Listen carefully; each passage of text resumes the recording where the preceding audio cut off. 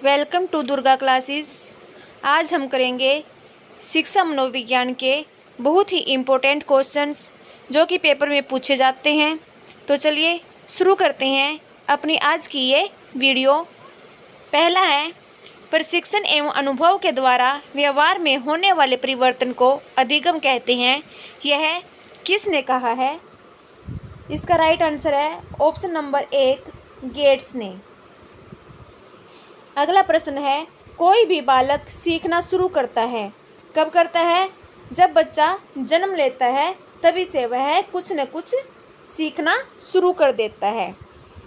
अगला प्रश्न है, समता के विकास का दूसरा नाम क्या है? समता के विकास को क्या कहते हैं? कौशल विकास भी कहा जाता है। समता का विकास कौशल विकास। अगला है, मनोविज्ञान ने शिक्षा को बना दिया है, कैसा बना दिया है? बाल केंद्रित बना दिया है। कैसा बना दिया फ्रेंड्स? बाल केंद्रित। अगला प्रश्न है, निम्नलिखित में से कौन सा रायबर्न के अनुसार शिक्षा के 3 संबंधों में सम्मिलित नहीं है? इसका राइट आंसर है ऑप्शन नंबर 3, शिक्षक और विषय में संबंध। शिक्षक और विषय में संबंध। अगला है, अधिगम प्रतिफल का तात्पर्य है, इसका क्या अर्थ है? ऑप्शन नंबर 1, बालक के व्यवहार में होने वाला परिवर्तन। बालक के व्यवहार में होने वाला परिवर्तन। अगला है, निम्नलिखित में से कौन सा किशोरावस्था का लक्षण नहीं है? ये ऐसे प्रश्न नेगेटिव में जो होते हैं, नकारात्मक नहीं वाले, ये बहुत ही ध्यान से पढ़ने पड़ते हैं। कई बार हम नहीं को छोड़ देते हैं पढ़ना और है पे लगा देते हैं। तो इसका राइट आंसर है ऑप्शन नंबर 2, व्यवहार में स्थिरता। व्यवहार में स्थिरता। अगला है, शिक्षा मनोविज्ञान शिक्षक को मदद करता है, किसमें मदद करता है शिक्षा मनोविज्ञान? बाल विकास का ज्ञान प्राप्त करने में, बाल स्वभाव तथा व्यवहार को जानने में और बच्चों के चरित्र निर्माण में। उपयुक्त सभी में, उपयुक्त सभी में करता है फ्रेंड्स। ऑप्शन नंबर 4, उपयुक्त सभी में।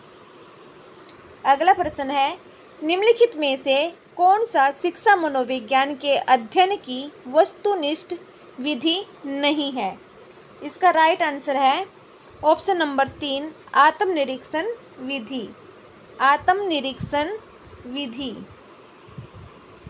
अगला है, निम्नलिखित में से किस में मूल वृत्ति संबंध संवेग से मेल नहीं रखती? इसका राइट आंसर है ऑप्शन नंबर 2, संवेदना आश्चर्य। अगला प्रश्न है, संवेग जो सामान्यतः सुख देता है वो कौन सा है? आत्म अभिमान। ऑप्शन नंबर 4 है आत्म अभिमान। अगला प्रश्न है, निम्नलिखित में से कौन सा अमूर्त स्थायी भाव है? कौन सा है अमूर्त स्थायी भाव? इसका राइट आंसर है ऑप्शन नंबर 1, आदर।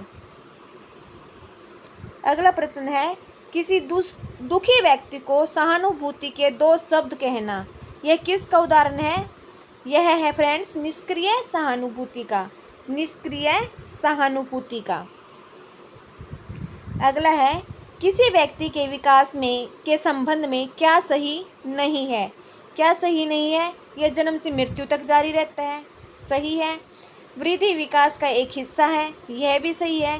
परिवर्तनों को देखा और मापा जा सकता है, जो विकास के जो परिवर्तन होते हैं उनको हम देख और माप नहीं सकते, यह गलत है। Option number 3। अगला प्रश्न है, स्टैनले हॉल के अनुसार क्या है? स्टैनले हॉल के अनुसार किशोरावस्था बड़े संघर्ष, तूफान, तनाव तथा विरोध की अवस्था है। किसकी अवस्था? बड़े संघर्ष, तनाव, तूफान तथा विरोध की अवस्था है। Option number 2। यह किसने कहा है? स्टैनले हॉल ने। अगला प्रश्न है, निम्नलिखित में से कौन सी किशोरावस्था की विशेषता नहीं है? कौन सी नहीं है? इसका राइट आंसर है फ्रेंड्स तीव्र समायोजन। जो किशोरावस्था होती है उसमें बच्चे को समायोजन करने में कठिनाई होती है, वह अच्छे से समायोजन नहीं कर पाता, क्योंकि उसका किशोरावस्था में बच्चे का जो मन है वो चंचल हो जाता है, चंचल होता है, कभी इधर कभी उधर कभी ये, तो वो तीव्र समायोजन नहीं कर पाता। अगला प्रश्न है फ्रेंड्स, थकावट और बीमारी जैसे कारक मुख्य रूप से प्रभावित करते हैं, किसको करते हैं? बच्चे के शारीरिक विकास को। ऑप्शन नंबर 2, बच्चे के शारीरिक विकास को। अगर कोई बच्चा बीमार रहता है तो वो अगर कोई थोड़ा सा भी शारीरिक कार्य कर लेता है तो तभी बीमार पड़ जाता है। इससे उसके बच्चे का जो शारीरिक विकास होता है वो अच्छे से नहीं हो पाता और उसमें बाधा उत्पन्न हो जाती है। अगला है, सीखना विकास की प्रक्रिया है, यह किसने कहा है? यह कहा है फ्रेंड्स वुडवर्थ ने। किसने कहा है सीखना विकास की प्रक्रिया है? यह कहा है वुडवर्थ ने। अगला प्रश्न है, निम्नलिखित में से कौन सा सीखने के संबंध में सही नहीं है? सीखना कुछ नया करना है, यह सही है। सीखना अनुभवों का संगठन है, यह भी सही है। अगला है, सीखना बिना किसी उद्देश्य के भी हो सकता है, यह सही नहीं है। Option number 3। अगला है, निम्नलिखित में से कौन सा अधिगम का एक मुख्य थॉर्नडाइक का नियम है? थॉर्नडाइक का मुख्य नियम कौन सा है? अभ्यास का नियम। कौन सा है फ्रेंड्स? ऑप्शन नंबर 3, अभ्यास का नियम। निम्नलिखित में से कौन सा प्रभावी अधिगम का अवरोधक नहीं है? प्रभावी अधिगम का अवरोधक यानी बाधा नहीं है। ऑप्शन नंबर, इसका राइट आंसर है ऑप्शन नंबर 3, अधिगम परिस्थिति।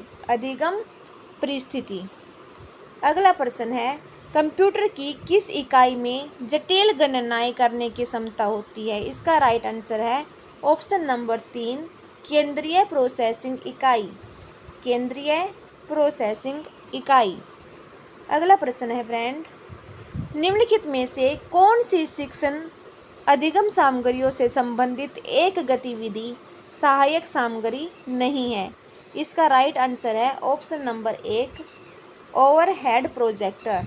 Overhead projector. अगला प्रश्न है, कक्षा कक्ष में संप्रेषण का या के प्रकार हैं? कौन से हैं संप्रेषण के प्रकार? शाब्दिक अंतःक्रिया, अशाब्दिक अंतःक्रिया या फिर दोनों, 1 और 2 दोनों?